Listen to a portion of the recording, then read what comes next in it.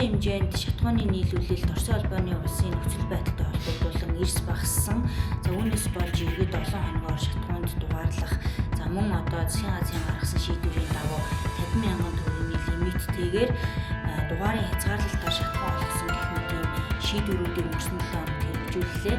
За түүнээс гадна Монгол Улсын засгийн газар Дорн говийн Алтан ширээ суманд баригдаж байгаа газрын тосны боловсруулах үйлдвэрийн ажлын явц байдалтай танилцж газар дээр нь зарим асуудлыг бас шийдвэрлсэн. За ер нь ингээд стратегийн ач холбогдол бүхий хамгийн одоо нэгдүгээрт үүсэж байгаа шатгууны энэ хомсдол за өнгөрсөн хугацаанд Монгол улсын олон засгийн газруудын авч хэрэгжүүлсэн ажлууд ер нь ямар үр дүнтэй байсан юм. За Оросын холбооны улс, Украины дайн, Америк нэгдсэн улс, Ираны одоо энэ үйл ажиллагаалцлуудтай холбоотой ер нь яг энэ одоо нөхцөл байдалд Монголд одоо үүсэж байна уу? Эсвэл өмнө нь Монгол улсын засгийн газруудаас цаг хугацаанд нь асуудлыг бодитоогоор шийдэж чадаагүйгээс болоод өнөөдөр ийм үр нөлөө үүсэж байна уу гэдэг энэ мэдээллийг та бүхэнд өгөх гэж байгаа. Тэгэхээр бид одоо та бүхэнд Хуульч Батөрийн яриа тайлбарыг хүргэх гэж байна. Та өнгөрсөн 7 хоногт асуудлыг ер нь хэр дүгнэж харсан бэ? Би бол сая ярианда бас дурдлаа л да. Засгийн газрын гишүүд бол яг энэ дайны нөхцөл байдлаас болоод бид ийм байдалд хүрчлээ гэж яриад байгаа. За гэхдээ бид өнгөрсөн магадгүй 30-35 жилийн хугацаанд энэ стратегийн ач холбогдол бүхий бүтээгдэхүүнийг хэрхэн яаж нөөцлөх байсан, хувийн аж ахуйн нэгж компаниудын монопол байгаа тогтолцоог яаж өөрчлөх байсан бэ гэд энэ олон асуудлууд үүсэж байгаа. Таны байр суурь ямар байна? Бензин шатхуун гэдэг бол одоо энэ нийгмийн одоо яг энэ нөхцөл байдалд бол ерөөс үнэхээр яг хүн болгоны өдөр тутмын байнгын хэрэглээ болцсон. За стратеги гэж хэлэхээсээ илүүтэйгээр баг өдөр тутмын амин чухал хэрэгцээ болцсон юм бүтээгдэхүүн болцсон байна. За одоогоос энэ бензин шатхууны хомсдолчин бол Эрдэнэ төлөвлөрийн захирлаар одоо ажиллаж байгаа Ёндог уул уурхайн сайд байхад буюу 2022-23 оны орчимд бас ингэж огцсон тасалдал үүсээд тэр үед бас маш хэмжээний очир буюу нийгмийн бухимдал үүсэж ирсэн. За түүнээс өмнө ч гэсэн ер нь бол одоо Орос Украины дайн дэгдсэн одоо үеэс эхлээд 4 жилийн өмнөөс ер нь бол энэ Оросын холбооны улсаас нийлүүлж байгаа Монгол улсын нефтийн 98%-ийг нийлүүлж байгаа энэ нөхцөл байдалд бол хизээ нэгэн цагт Монгол улсад бол одоо энэ Оросын нөхцөл байдал болон олон улсын геополитикийн нөхцөл байдлаас шалтгаалж ийм нөхцөл байдалтай бол одоо нүүр тулнаа гэдэг нь бол тодорхой байсан. За та бүхэн одоо үдсэн хүмүүс мартаагүй байж магадгүй 2022 оны тэр Ёндон сайдын үеийн бензиний тасалдал за Орос Украины дайн дэгдсэнтэй холбоотойгоор бас бид нар бас ярьж байсан. Ер нь бол Монгол улсад энэ стратегийн дээрээс нь нэг их усүрээс авдаг тэр нь Оросын холбооны улс өөрөө дайны байдалтай шилжчихсэн. Тэгээд Оросын холбооны улс Орос Украины дайнтай холбоотойгоор Оросын санхүүгийн системд барууны Америк тэргүүтэй барууны орнуудын одоо санкц буюу хориг арга хэмжээ. Дээрээс нь Оросыг өөрөөс нь валютын одоо системээс одоо SWIFT гэж ярьдаг тийм валютын системээс Оросыг дангаар нь салгасан үеэс эхэлж бол ер нь бол Орос энэ ийм байдал үүсгэх нь бол маш тодорхой байсан. Тэр үед бол бидний ярьж ирсэн хөндөж ирсэн асуудал бол ер нь Монгол улс бол энэ нэг их усүрээс авдаг. Тэгээ хүмүүсийн өдөр тутмын хэрэгцээ болцсон. Тэгээ энэ хэрэгцээ нь бол хүмүүсийн нийгмийн асар их бохимдлыг дагуулдаг болцсон. Энэ онцгой бүтээгдэхүүнийг бол Монгол улс өөрөө нөөцлөдөг байх ёстой буюу улсын мэдлийн нөөцийн савуудыг бий болгох ёстой гэж тэр ярьж ирсэн. Харамсалтай нь бол тэрийг хийгээгүй. Гэхдээ бол биднийг тэгж ярихаас өмнө бас одоо ингээд зарим одоо хэвлэл мэдээллийн хэрэгслээр ярьж байгаа зүйлийг анзаарахад бол 2016-17 оны үед нэр бүхий улс төрчид буюу улс төрийн хамаарал бүхий этгээдүүд бензиний нөөцийн сав барина гэж бас их хэмжээний мөнгө санхүүжилт аваад одоо хүртэл тэр нь ашиглалтанд ороогүй юм байна гэдэг бол нэг талтаа бол энэ үед бол тодорхой болсон. За одоо энэ засгийн газрын үед бол яг энэ нөөцийн бензиний шатхууны хомсдолтой уялдуулаад ер нь бол нөөцөө бэлтгэн нөөцийн сав бэлтгэн зөв юм байна гэд за өнгөрсөн 7 хоногт ерөнхий сайд учрал хэд хэдэн хувийн аж ахуйн нэгжүүдийн одоо нөөцийн сав бэлтэж байгаа үйл явцаар танилцж ийлээ. За учрлын хэлж байгаа мэдээллээс харахад бол 20 орчим тэрбум төгрөгийг эхний ээлжинд арилжааны банкудаас тэр компаниудад зээлээд тэр зээлийнх нь хүүг засгийн газар даах юм шиг байна. Тэгээд одоо бид нар ингээд нэг ийм хууль батлуулсан тэр хуулийнхаа хүрээнд ингээд нөөцийн сав бариад иж болоод байгаа үедээ энэ гэсэн юм яриад ах шиг байна л. Тэгэхээр энэ бол энэ одоогийн энэ бензин шатхууны хомсдол чинь нэг талдаа Оросын холбооны улс Украины дайн тэгээ Оросын холбооны улсын дээр бензиний одоо их усруудыг Украины тал аялсантай холбоотойгоор хомсдол үүсэж байгаа юм. Үнэн үүсэж байгаа. Гэхдээ бид нар нөөцөө бэлдэх асуудал бол энэс өмнө эхлэх ёстой байсан. Нөөцөө бэлдэж байгаа нь энэгээд одоо тэргүй Монголын зах зээл дээр бензиний импортын 6-7 нэр бүхий аж ахуй нэгж үнэмлэхүй монопол тогтоогдсон байгаа. Энэ үед тэр монопол компаниудад дахин хөнгөлөлтөө зээл буюу татвар төлөгчдийн мөнгөөр тэдний бизнесийг дэмжсэн бодлого явуулж дахиж нөөцийн саваа бэлтэж байгаа бол миний хувьд бол буруу шийдвэр гэж бодож байгаа. За одоо бол энэ дэлхийн нөхцөл байдлын Орос Украины дайн дээрэс нь Ормозын хоолой буюу одоо Иран, Америкийн нэгдсэн улсын хоорондох зөрчилдөөнөөс болоод Монгол биш ер нь олон орнууд бол эдийн засгийн ийм хүнд байдалтай тулсан. Япон улс бол одоо 1 жилийн ханх ус хэмжээний нөөцтэй. Тэр нөөцөө бол одоо хэрэгжилж байгаа. Сингапур нөөцтэй. Сингапурын нөөцөө хэрэгжилж байгаа. Хятад улс нөөцтэй. Нөөцөө одоо хэрэгжилж байгаа. Дээрэс нь Энэтхэг улс нөөцөө хэрэгжилж байгаа. Австралиас мөн адилхан нөөцөө хэрэгжилж байгаа. Гэтэл тэр улсын миний саяны дурдсан улсуудын нефтийн нөөц бол улсын мэдлэлд хадгалагдаж үлддэг. Хадгалагдаж байдаг. Тэгэхээр Монгол улс энэ нөхцөл байдалтай холбогдуулаад нөөцөө бүрдүүлж байгаа нь инээгээд монопол компаниудын монополыг улам баталгаажуулсан энэ арга хэмжээг засгийн газраас авч хэрэгжүүлж байгаа нь бол аль хэр зөв юм бэ гэж би бодоод байна. Энэ бол бид эргэж харах ёстой асуудал шүү. Дахиад 300 тэрбум төгрөгийг арилжааны банкудаас зээлээрээ дахиад бид нар тэр 300 тэрбум төгрөгийн чинь хүүг татвар төлөгчдийн мөнгөөс өгнө шүү гэж засгийн газар хэлээд нь шүү дээ. Тэгэхээр энэ бол би буруу гэж бодож байна. Хэрвээ нөөцийн сав бүрдүүлж байгаа бол улс өөрөө мөнгө гаргаж улсын мэдлэлд тэр нөөцөө авах ёстой. Дээрээс нь бидний өнгөрсөн хугацаанд цаг хугацаанд хийж чадаагүйс алдсныг алдаа байгаа. Тэр нь бол Орос Украины дайн дэгдсэнтэй холбогдуулаад дээрээс миний саяны хэлсэн энэ дэлхийн зах зээлээс Оросын нефть бүтээгдэхүүнийг худалдан авахгүй байх энэ одоо барууны орнуудын эдийн засгийн хориг арга хэмжээтэй холбогдуулаад Оросын холбооны улс ихэнх бензинийг бол дандаа бүгд найрамд Хятад ард улсад нийлүүлсэн. Гэхдээ Хятад ард улс бол дэлхийн зах зээлийн үнээс бараг 50% буюу нэг баррелийн $30-40 өнгөрсөн хугацаанд асар их нөөцөө бүрдүүлж авсан. Бид хэрвээ тэр үед улсын хэмжээний нөөцийн савтай байсан бол тийм баг хүнээр Оросын холбооны улсаас нөөцөө бүрдүүлэх боломжтой байсан. Гэтэл одоо бид нар нөөцөө бүрдүүлж чадаагүй. Гэтэл одоо өнөөдрийн нөхцөл байдалд бол манай уул уурхай яам бол энэ импортлогч компаниудын гадаад харилцааны менежерийн ажлыг хийдэг болсон. Энэ компаниудын зарах бензинийг манай улсын сайд дарга зөвнөр Оросын холбооны улсад очиж өвдөг сөгдөн гуйж эдний зарах бензинийг авчирдаг. Эдгээр нь Монгол татвар төлөгчдийн буюу хэрэглэгчдэд нийлүүлэхдээ үн чинь нэмэгдсэн шүү. Дээрээс нь татваргүйгээр Монгол улсад оруулж ирж байгаа. Үндсэн үн нэмэгдсэн шүү. Зах зээлийн үнээр зарна шүү гэж хэлээд одоо наадмаасаас 250 төгрөгөөр нэмсэн. Одоо дахиад 200 төгрөгөөр нэмэх тухай асуудал ярьж байна. Бараг нэмсэн байгаа. Тийм үү? Өөрөөр хэлэх юм бол 6-7 нэр бүхий монопол компаниудыг дэмжсэн энэ монополыг бид нэр задлах ёстой. Монополыг задлахгүйгээр ерөөсөө ганцхан монголч биш Америкт одоо хүртэл монополын эсрэг үйл ажиллагаатайгаар тэмцдэг. Монополыг задлах ёстой гэж таасаа ярьж штэ. Тэгээд засгийн газар бол ингээд нөгөө энэ шатхууны хомсдолтой холбоотой байнга мэдээлэл хийж ийн холбогдох сайд нар. Тэд нар ингээд юу гэж мэдээлж ийн гэхээр үгүй та нар монополоо ингээд задлаач ээ. Монополоо задлахгүй байгаагаас ч юм болоод ийм юм үүсчихэд шээ гэд асуухаар үгүй бид нар чи 200 компанид аж ахуйн нэгжийн зөвшөөрөл олгоцсон байгаа шүү дээ. Энийг чи ямар монопол гэх юм бэ гэж тайлбарлаад байгаа байхгүй. Тэгээ саяны тэр нөөцийн савтай холбоотой нөгөө арилжааны банкны зээл байгаа шүү дээ.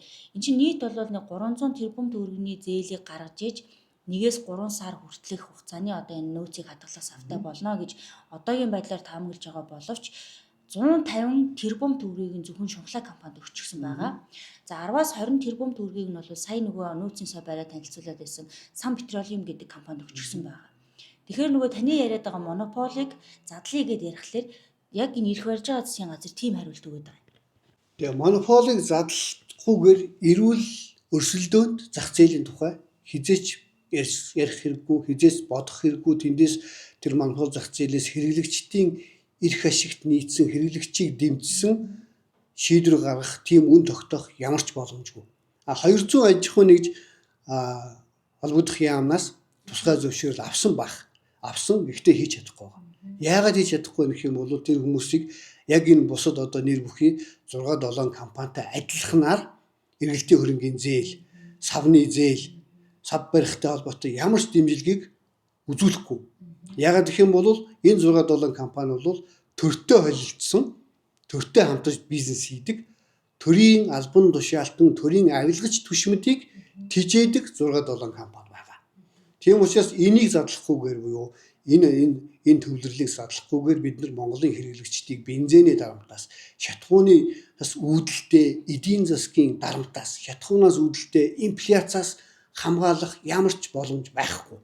Тийм учраас энийг бол задлах ёстой. Энийг задлагдаг ажлыг хэн хийдэг вэ гэхээр зэрэг уг нь бол шудраг өрсөлдөөн хэрэглэгчийн төлөө газар хийх ёстой.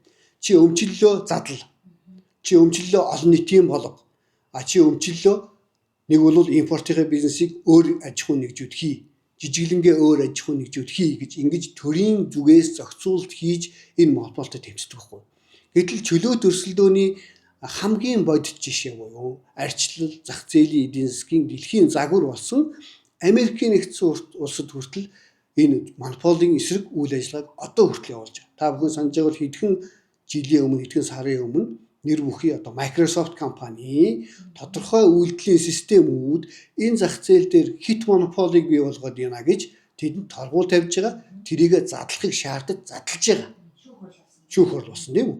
Тэгэхээр ингэж бид нар зах зээлийн голидлолоор нь явуулах нь зөв. Гэхдээ тэр зах зээл дотор чинь монополийн эсрэг төрийн зохицуулалт гэдэг юм бол заавал байх ёстой. Одоо бид нар ингээд эргээд харж яхад бол 6-7 компани бүрэн монополд автцсан энэ нөхцөл байдлыг бид өрсөлдөөн зах зээл рүү шийдвэрлэх ёстой.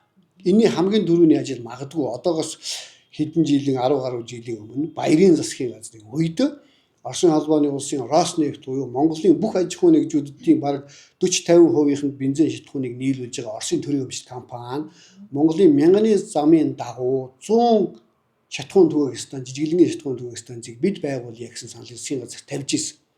Тэр үед бол нийгэмд хэлэхдээ бол засгийн газар Оросын холбооны улс жижиглэнгийн зах зээл дээр хүртэл одоо монопол тогтоох гээд байна. Тэгэхээр бид энийг бариулахгүй гэж хэлж ирсэн. Гэтэл бол тэр үед хэрэглэгчид буюу нийгэм нэгжүүдээс хэлсэн засгийн газрын зөв байна. Оросуудаас бид нэр хит хараат болох гээд байна гэж бодож итэл энэний цаана юу байсан бэхээр зэрэг үндэсний нэртэй 6-7 компаниудыг улам монопол болгохгүй юу? Гадны зах зээлийн өрсөлдөөний хүрт Монгол улсад оруулж ирэхгүй байх гэсэн улс төрийн явуургүй бодлогыг тэр үед хэрэгжүүлж ирсэн байх гэж би одоо харж байгаа. Гэхдээ яг энэ дээр би нэг ингэж асуух гэдэг юм. Нөөцийн савыг, шатхууны нөөцийн савыг улсын өмч байя. Энэ бол дэлхийн одоо энэ том эдийн засгтай улсууд хэрэгжүүлж штэ гэд бид ингээд мэдээлээд идэг, яриад идэг. Гэтэл нөгөө л дахиад нөгөө ирэх баригчид юу гэж хэлдэг вэ гэхээр үгүй нөөцийн савыг бид улсын өмч байлгаж үтсэн штэ. Улгаан үргэлжлэдэг байхгүй юу гэд хэлээд байгаа байхгүй. Одоо ингээд амтны нэм сайд яриаг үзүүлээд төрийн эзэмшил хийж болно. Үдсэн байна лээ. Улсын нөөц төрийн мөнгөөр хийж үдсэн юм лээ. Хулгайлаад идсэн байна лээ. Хулгайгаас айж нийтийн эршгийг хамгаалах бодлогыг хэрэгжүүлж чадахгүй байгаа бол Монгол улсад эрх зүйт буюу хариуцлагатай нийгмийг бүрдүүлэх гэсэн энэ ойлголт бол үнэхээр алсан отсон байна гэж ойлгох хэрэгтэй. Хэрэв үнэхээр төрийн буюу нийтийн өмчид дур зоргоороо халтсан, хулгайлсан хинч байсан түүнтэй хатуу хариуцлага тооцдог энэ хуульт ёсыг Монгол улсад тогтоож шудраг шүүхийг тогтоох ажлыг хийхгүйгээр бид нар энэ жишгээр буюу хулгай хийчихдэг юм чинь бид ийм юм хийж болохгүй гэдэг байдлаар асуудалд хандах юм бол бид айл гэр болж тоглоно гэдэг шиг улс орон болж тоглохын утга учир бол бүрэн алдагдана. Улс юм бол эрх зүй тогтолцоотой улс юм бол үндсэн хуультай улс юм бол шүүх засаглал хуулийн сахиулах байгууллага Монгол улсад байгаа юм бол хулгайчнараас айхгүйгээр нийтийн эрхийн төлөө асуудлыг шийддэг тийм эр зэрэгтэй улс төрийн хүч хэрэгтэй. Бидний бас нөгөө санаа бодлоо та бүхэнд хүргэж байгаа дараагийн сэдэв бол газрын төсний боловсруулах үйлдвэртэй холбоотой мэдээлэл. За 2015 онд газрын төс боловсруулах үйлдвэрийн зээлийг бүгд найрамдах энэдэг бас ерөнхий сайд Нарендра Моди Монгол улсад айлчлахтаа бол шийдэж өгсөн. Тухайн үед бол Монгол улсын ерөнхий сайдаар сайхан билег ажиллаж ирсэн. За энэ зээлийг аваад газрын төс боловсруулах үйлдвэрийг барьчих юм бол Монгол улс Оросын холбооны улсаас хараат байгаа 95% шатхууныг өөрсдөө дотооддоо үйлдвэрлээд иргэдийнхээ хэрэгэлдэг энэ шатхууныг бол хамгийн хямдаар иргэдтэй хүргэж болох юм байна гэж энэ төсөл хэлж ирсэн. Одоо 10 орчим жил болж байгаа боловч энэ газрын төсний үйлдвэр ашиглалтанд ороогүй байна. За магадгүй нөгөө EPC 1 2 3 4 гэж 4 хувааж нөгөө олон нийтэд мэдээлээд байгаа боловч эдгээр ажлууд дотроо ер нь юу байсан бэ гэдгийг тэр бүр бас мэдээлээгүй мэдэхгүй байгаад байсан. За өнгөрсөн 7 хоногт Монгол Улсын ерөнхий сайд бас газрын төсний үйлдвэртэй очиж танилцах үеэрээ эдгээр мэдээлэл олон нийтэд бас тодорхой боллоо гэж би бол хувьдаа ойлгож байгаа.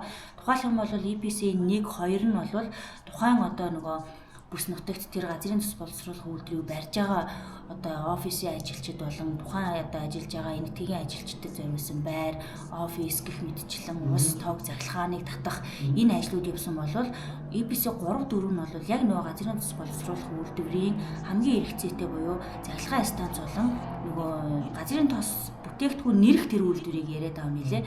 Тэгээ энэ үйлдвэрүүдийн ажил одоо дөнгөж эхлэх буюу суурийн ажил явагдаж байгаа. Дээгүүр нь барих байгууламжуудыг холбооны бүгд найрамдах Герман улсаас захиалж хийлгэж байгаа гэдэг энэ мэдээлэл өгч байна. За энэ дунд мэдээж санхүүжилтийн хэмжээ бас нэг дахин буюу нэмэгцээ. За үүнийг улсын хурлаар өнгөрсөн хаврын чуулганаар бас шийдсэн байдаг. Тэгэхээр газрын төс боловсруулах үйлдвэр энэ олон жил баригдахгүй байгаа нь бас монголчуудын уур бүхэмлийг төрүүлж байна. Яагаад энэтхэгчүүд зээлийн шийдсэн байхад бид 10 жил болцоод байхад газрын төсний үйлдвэрийг барьж чадахгүй байгаа юм бэ гэдэг нэг ийм асуудал байгаад байна. Тэгээ Нарендра Моди сайхан бэлгийн засгийн газрын үед ирээд за Монголын хэвлэл мэдээллийн хэрэгслүүд бол онгоцноос бууж явах үеэс нэгсүүлээд тэр үйл явцыг бол шууд дамжуулж тэгээ Монгол улс бол энтэг улсын хувьд бол 3 дахь оюун санааны хөрш шүү гэдгээ тэр үед бол Нарендра Моди Монгол улсын ард түмэн зарлж ирсэн. За миний санахад бол улсын хурлын чуулган ч гэсэн үг хэлсэн санагдаж байна. Тэгээ тэр явцдаа бол яг хуу Монгол улсад 1 тэрбум $1 нэг хөнгөлөлтөд зээл өгж байгаа. За энэ зээлийг та нар бол газрын төс боловсруулах үйлдвэр барьж ийн нэг улсаас хит хараат байгаа энэ нөхцөл байдлаас гараарай гэж хэлж өгсөн. За бид бол яг мэдээж 1 тэрбум $-ын зээлтэй болцсон санхүүжилтийн хүсрэг шийдсэн маш богино хугацаанд үйлдвэртэй болно гэж Монголын ард түмэн хүлээж ирсэн. Гэтэл Нарендра Моди Монгол улсад айлчлаад 11 жил за 2023-28 онд энэ газрын төсний боловсруулах үйлдвэр ашиглалтанд орно гэж хэвлэл мэдээллийн хэрэгслээр яриад байгаа. За 28 онд ашиглалтанд орно гэж үзэх юм бол Нарендра Моди ирснээс хойш 13 жилийн дараа. За Нарендра Моди чинь тэр үед чинь бол энтхэгийн конгресст олонхын суудал авцсан намын дарга бөгөөд ерөнхий сайд болоод нэг жилийн хасын дотор Монголд ирсэн баг. Би үүнийг санаад байна. Тэгэхээр чинь бол тэрнээс хойш чинь энтхэг улсад 2 ч удаагийн парламентын сонгуул болцсон. Хоёуланд нь Нарендра Модигийн одоо засгийн газар нам улс төрийн хүчин ялт байгуулад одоо хүртэл ерөнхий сайдынхаа ажлыг хийж байгаа. Тэгэхээр бол одоо тэр хүний баг одоо 3 дахь удаагийн ерөнхий сайдын бүрээ ирэх үе 12 жил, 4 дахь удаагийнх нь ингээ 16 жил болоод тэр мэдээж улс төрийн амьдрал настай хугацаатай байдаг учраас за 16 жил ерөнхий сайд хийгээ буулаа гэж бодоход бол баг 2028 онд үргээ үүсгэж дуусах байх гэж бодож байна. Тэгээд нэг эхний бүрийн эрхийнхээ хугацаанд гадаад хийсэн айлчлалтаа Монголд ирээд тэгээ Монголд $1 тэрбум өгсөн чинь өөрийнх нь улс төрийн 4 цикл буюу 16 жил энтэг улсын ерөнхий сайдыг хийгээд улс төрийнхээ карьерийг дуусглаа гэж 28 онд дуусглаа гэж бодвол 16 жилийнх нь тэр хүний ерөнхий сайд дээр ажилласан 16 жилийнхэнд ойн дээр Монгол улс нэг шатхуун түгээх үйлдвэртэй боловсруулах үйлдвэртэй болж хоцрох юм шиг байна гэж бодож байна. Би одоо бодоход бол Нарендра Моди $1 тэрбум зээлэхтэй бол их өрнөн сэтгэлээр бодож зээлсэн байна гэж би бодож байна. Ягаад гэх юм бол одоо энэ Дорнов аймгийн Алтан ширээ суманд хийгдэж байгаа энэ газрын төсний боловсруулах үйлдвэр чинь жилдээ нэг 300 гаруй мянган баррелийг л үйлдвэрлэх нь шүү дээ. Би бол буруу санааг бол нэг сая орчим түүхий газрын тос нэрх бах. Тэрнээс нөө 400 орчим баррелийг л одоо зах зээлд нийлүүлэх, эцсийн бүтээгдэхүүн болгож нийлүүлэх ийм үйлдвэр. Гэтэл бол энтхэг улс 1997-оос 1999 оны хооронд буюу 2 жилийн дотор одоогийн Алтан ширээд баригдаж байгаа газрын төсний боловсруулах үйлдвэрээс 2 дахин хүчин чадалтай буюу 650 мянган баррелийг үйлдвэрлэдэг үйлдвэрийг бид нэр 2 жилийн дотор 97-оос 99 онд хийцсэн байхгүй. Тэгэхээр Нарендра Моди тэр өөрийнхөө бүтээн байгуулалтанд өөрийнхөө улсад хийсэн бүтээн байгуулалтыг тооцоолж энээс 2 дахин бага юм чинь.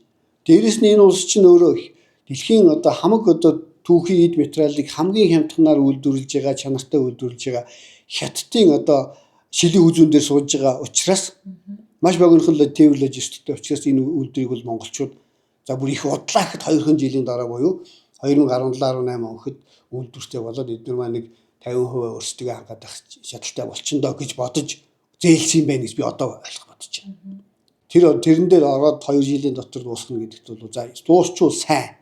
Баг монгол хүн болго энэ чинь баг одоо унтахтай зөвлөлт өглөөс эрэхтэй санаж байгаа баг. Ингээд дуусчвал сайн байна. Тэгээ дуусна гэхэд бол би яхан эргэлзэж байгаа. А дууссан үед бас биднэрт нэг зовлонтой байдал үүссэн. Дууссан үед бол бид нар энэ газрын ус боловсруулах үйлдвэрийг барьж эхлэхэд бол Монгол улс бол жилдээ нэг 7-800 мянган барилыг саяараа өрөхгүй барилыг гадагшаа түүхийгээс нь өөрөөсөө олборж гаргаж ирсэн. Одоо 300 эдхэн 200 эдхэн мянга болсон. Тэгээ 200 эдхэн мянган барил болсон байна шүү дээ. Гэтэл энэ үйлдвэрийн чинь хүчин чадлын нийт түүхий эдийн нөөц нь хамгийн багадаа сая 500 тий. Тэр энэ одоо үлдчихэж байгаа 80% хаанаас болох юм бэ? Тэгээд энэ чинь өндөр чанарын үйлдвэр болгоод өргөцсөн. Анхны тез бол уг нь бол өстой бидний хэлж одоо хараараа хэлж ярих юм бол дизель гаргадаг 92 гаргадаг хэмжээний тезүү байсан. Энийг завсралт нь өөрчлөөд өндөр технологийн үйлдвэр, химийн үйлдвэр болгоод өргөцсөн. Германчуудтай ярьж байгаад тэгээ одоо эдгээр германд одоо тоног хөрөмжөний нийлүүлж байгаа загч байгаа гэж яриад байна. Дэлхий одоо герман тоног төхөөрөмж загтдаг тэнэг улс дэлхийд Монголоос өөр байхгүй шүү. Бидний энүүхэн урталт байгаа миний хэлээд байгаа тэр хятад одоо бол бид мөнгөний төлж чадах юм бол сайн үйлдвэрт нь буюу хамгийн сүүлийн үеийн шинжилгээ технологи олж шингэсэн үйлдвэрт нь бид нэр зөв үйлдвэрээ олж захиалж чадах юм бол герман захиалснаас 2 дахин хэмжихнаар захиалж нийлүүлэх боломжтой ийм зах зээлийн нийгмийн харилцаанд бид нар сууж байгаа байхгүй юу. Гэтэл хамгийн өндөр технологитой, хамгийн өндөр өртөгтэй германд үйлдвэрийн төхөөрөмжийг захицсан гэж сууж байгаа бол би энэ бол ямар ч бизнесийн мэдлэггүй ерөөсөө энэ бол бизнесийн хариуцлага хүлээхгүй хүмүүс энэ үйлдвэрийг удирж ийн гэж би бол хардж байгаа. Гэхдээ айгуул бол германчууд манахаас захиалга авчаад хятад үйлдвэрлүүлээд тэн дээрээ германд үйлдвэрлэлээ гэсэн шашиг наагаад Монголд нийлүүлнэ шүү. Би бол ийм л ертөнцид амьдарч байгаа. Энийг бол хэн ч нууж чадахгүй, энийг хэн ч баг бизнесийн эдийг ямар ч герман мэднэ. Тэгэхээр би бол ийм л юмтай болчих гэж бодож байна. Тэгээ яг хөө үйлдвэр ашиглалтанд орвол сайн. Гэхдээ бидний байгаа байдал бол яг үнэндээ бол одоо 2028 онд ашиглалтанд орохгүй. Нэг л орсон ч энэ үйлдвэр доголдоо зогсох юм бол яг юунаас болчихваа? Бид өнгөрсөн 11-2-3 жилийн хугацаанд ер нь энэ үйлдвэрт ямархуу хэмжээний хөрөнгө оруулалт хийцсэн бэ? Юу зарцуулсан бэ гэдэг асуудал Монголд шудраг ёс тогтсон нийгэм хизээ нэгэн цагт гарч ирэх ёстой. Тэр үед бол энэ үйлдвэрийг барьсан 1.7 юм уу 2 тэрбум долларын асуудал бол авилгалын томоохон гинж буюу одоо хизээ нэгэн шудраг ёс тогтсон газар бол маш олон нэр бүхий этгээдүүд авилгалын хэрэгээр шоронд явах энэ үд хаалга энэ үйлдвэрт байж магадгүй шүү. Бид бодох ёстой. Энийг шалгах ёстой. Хизээ нэгэн цагт үннийг илчлэх ёстой. Тэгэх юм бол шудраг нийгмийг Монгол тогтооё л гэж бодож байгаа бол мянгуучингийн үлгэр болсон хэдэн тэрбумаар нь залгидаг. Тэгээ монголчуудад хизээч ашиг өгдөггүй ийм бүтээн байгуулалтууд Монголын нийгмийг хорлосоор байх юм уу? Эсвэл энэ зүйл бид нар цэг тавьсан шинэ нийгмийг бүтээх юм уу гэдгээ бол эндээс баг салхих Ер хэрэгтэй. нь бол нөгөө Монгол улсын төр ирэх барьж байгаа одоо ялсан намынхан ялсан нам л ирэх барьж байгаа шүү дээ тий. Засгийн газраа бүрдүүлж байгаа. Тэгээ эдгээр нөгөө ямар ч юм тооцоо судалгаа нь үнэхээр болдгоо юм уу? Угаасаа л ажиллаж байгаа байдал нэг юм цагийн тулгаж хийгээд байгаа мó гэдэг нэг юм эргэлзээ залуучуудын дунд бол маш их бухимдалд агуулж байна. Тэгтэл өөр улс орнууд чинь асуудлыг 10 жилийн өмнө, 20 жилийн өмнө за дэлхийн нөхцөл байдал ийм болох нэ гэд нөөцөө 1 жилээр нөөцлөсөн байна, 2 жилээр нөөцлөсөн байна. Тэгтэл бид нэр өчигдөр л одоо гинт тайм болж байгаа юм шиг л өнөөдөр л Оросын албаны улс руу ч яваад, Хятад руу ч яваад, Солонгосоос ч бензин авчирээ гэд яриад байна л да. Тэгэхээр засгийн газрын тооцоо судалгаагүй байдал эсвэл сайд нарын эдийн засгийн мэдлэг мэдээлэлгүй байдал юм уу? Нэг юм удирдах байгаа арга барил нь яг энэ иргэндээ бас хүрч үйлчлэхгүй, хүрхгүй байна гэдэг ийм асуудал байгаа. Ер нь төрийн албаны энэ бюрократ буюу хүн сурталтай. Дээрээс нь бол төрийн алба төрлийн алба болоод хувирсан. Нутаг ус ах トゥ хамаатан садан аав ээжээрээ эсвэл эхнэр нөхрөөрөө эсвэл одоо жалга довныхаа үзлээр нийлсэн нэгдсэн хүмүүсийн томилгоо, төрийн албаны томилгоо гэдэг зүйл бол Монголын нийгмийг хорлож байгаа хамгийн том одоо хорт хавдар болсон хүчин зүйл. Монгол улс өөрөө 21 аймаг 330-аас унтаа. За энэ улс энэ одоо өргөн дэлгэр уудам нутагт амьдарч байгаа газрын аавын хүү ээжийн охин бол шилдэгн сонгогдож шилдэгн шалгарч төрийн албыг хашдаг, улс төрийн ажлыг хийдэг, эсвэл хууль тогтоох ажлыг хийдэг байх ёстой юм аа. Гэтэл тэгэхгүйгээр нэг сургуулийнхан, нэг нутаг нугийнхан, нэг аймгийнхан, эсвэл нэг дарга цэргийн ах トゥ хамаатан садан найз нөхөд, эсвэл аав ээжээрээ дамжуулж улс төрд орсон этгээдүүдийн энэ бөөгнөрл бол Монголын нийгмийг хамгийн хохироож хордуулж байгаа зүйл. Бид бол энийг бол хамгийн эхэлж өөрчлөх ёстой. Хамгийн сайн чаддгуудыг авчиж хийлгдэг байх ёстой. Хамгийн мэдлэгтэй мэрэгжилтэйнүүдийг хийлгдэг байх ёстой. Хийж чадахгүй бол хариуцлага тооцдог энэ эрүү тогтолцоог бүрдүүлэх ёстой. Ингэж Монгол улс хөгжинөө. Тэгэхгүйгээр бол бид нар яг миний дээр хэлсэн нөхцөл байдал буюу тэр жижигхэн тойрог дотроос л боловсон хүчний соншилт сонгоод байх юм бол бид энэ одоо дэлхийн нийтийн энэ өсрөнгөө хөгжлийн үед бид алсран хоцорж үлдсээр л байх болно. Тийм учраас бид энийг өөрчлөх ёстой юм аа. Өөрчлөх ёстой. Өөрчлөхийн тулд бид нар бол ерөөсөө маш олон хууль тогтоомжууд буюу шаардлагатай бол үндсэн хуульд, дараа нь бол сонгуулийн хуульд, дараа нь бол төрийн албаны хуульд гэдэг бүх өөрчлөлтүүдийг хийж ээж энэ одоо төрийн албаны төрлийн алба болсон энэ зүйлд бол бид нэг салхи савир оруулна. Хэрвээ ингээд үннийг хэлдэг хүмүүсийг, хэрвээ өөрөөр бодож сэтгэдэг хүмүүсийг тойргийн гадна талд гаргадаг энэ тогтолцоо чинь үргэлжлэх юм бол Монгол улс 20-30 жилийн дараа, магадгүй 100 жилийн дараа айлын хаяа хат өвчнөд очсон байх вэ? Энэний одоо хор хохирлыг Монголын нийт ардтан хүлээдэг байж болохгүй. Монгол улс бол маш олон өвгдөөцийнхаа халуун бүлээн цусаар энэ тусгаар тогтнолоо бий болгосон улсаа. Тийм учраас бол тэднийхээ ядахтай амь насыг, тэднийхээ урсгасан цусыг ядахтай үргэж бодож энэ улсаа улс шиг улс болгох хэрэгтэй. Энэ улсаа бол хүний ч юм нүүр бардам байдаг ийм улсын иргэдийг энэ нийгэмд амьдруулахыг эрх баригчид бодох ёстой. Энэ бол арчилсан нам нь хамаагүй, ардын нам нь хамаагүй, хүн нам нь хамаагүй, номтын нам нь ч хамаагүй. Энэгээр нам болж тоглож байгаа юм бол, улс төр болж тоглож байгаа юм бол эх орноо бодоо. Эх орноо бодохгүй зөвхөн өөрийнхөө бизнесийг эсвэл өөрийнхөө албан тушаалыг эсвэл өөрийнхөө л хувийн бяцхан ашигын төлөө хууль баталдаг улсын их хурл хууль тогтоогч нар байж болохгүй. Би энэ дээр ганцхан жишээ хэлье. Одоогоос хэдхэн хоногийн өмнө улсын их хурлын гишүүн Зол Жаргал энэ Дорноговь аймгийн бүс нутагт ажиллаж байгаа юм байлээ. Оюун бүс нутагт. Тэгээд тэнд нэг боловсруулах коксын үйлдвэр барьсан нэг аж ахуйн нэгж байгаа юм байна. 2 жилийн өмнө ашиглалтанд орцсон. Одоо хүртэл боловсруулах үйлдвэрээ коксоо ялгаж чадахгүй, угааж чадахгүй. Яагаад гэсэн чинь уулуурхайн биржийн хуулийг батлахдаа Монголын газар шорооноос олборлсон нүүрсийг уулуурхайн биржээр дамжуулж худалдаж авах юм бол тэр нүүрс заавал Монголын хөлийг гарсны дараа буцаж угаах үйлдвэрт иржээж угаагддаг тийм хуулийг баталсан байна гэж Зол Жаргал хэлж илээ. Хэрвээ тийм хуулийг баталсан одоо тэр хууль чинь хуулиас чинь болоод аж ахуйн нэгжүүд одоо хүртэл үйл ажиллагаа явуулж чадахгүй буюу нүүрсээ бид нэр өртөг шингээж, нэмүү өртөг шингээж зарж чадахгүй, ашиг олж чадахгүй аж ахуйн нэгжүүдийг дотооддоо байлгаж байгаа бол энэ бол Монгол төрийн эмгэнэл шүү. Ийм хуулийг баталсан этгээдүүд бол Монголын эсэргүү бүлэг. Монголын эсрэг ажиллаж байгаа хууль тогтоогч нар байна. Энийг бид өрн цаашдаа зарлах ёстой юм байлээ. Энэ бол ганцхан жишээ. Би дахиад жишээ хэлж чадна. Тэгэхээр Монголын хууль тогтоох байгууллагаас гарч байгаа энэ хууль чинь яг Монголын эрх ашигыг хамгаалж гин үү? Эсвэл Монголын хуулийн тусламжтайгаар Монголын эрх ашигыг уландаа гიშгсэн үйл ажиллагаа явуулж гин гэдгийг бид тогтоох ёстой. Одоо улсын хурлаас бол хянан шалгах хороо гэж ажилдаг болсон. Нэг асуудал үүсгэхээр хянан шалгах хороог хянан шалгах одоо сонсгол зохион байгуулдаг. Төрс хороо байгуулаа сонсгол зохион байгуулдаг. Хэрвээ улсын их хурл бусдын хийсэн үйл ажиллагааг шалгахын оронд эхний ээлжинд нэм тэргүүний намрын жуулганаар өөрийнхөө өнгөрсөн хугацаанд баталсан бүх хуулиудыг салбар болгоноор нь, төрөл болгоноор нь нийгмийн харилцаа бүрээр нь авч үзэж тусдаа энэ улсын хурл өөрийнхөө батлсан хуулийг сонсголын төслөмжтойгоор юу нь болж байгаа, юу нь болохгүй байгаа гэдгийг сонсох, шалгах ажлыг одоо хийх болжээ. Тэгээд бидний яриа энэ хүрээд өндөрлөж байна. Дараагийн одоо өдрүүдэд бас нийгэмд хэрэгтэй асуудал шийдэл хэрэгтэй байгаа зарим асуудлууд дээр бас ингээд дэлгэрэнгүй мэдээлэл өгөөд зарим зүйл дээр бас тайлбарлаад ингээд явнаа. Анхаарлаа хандуулсанд баярлалаа.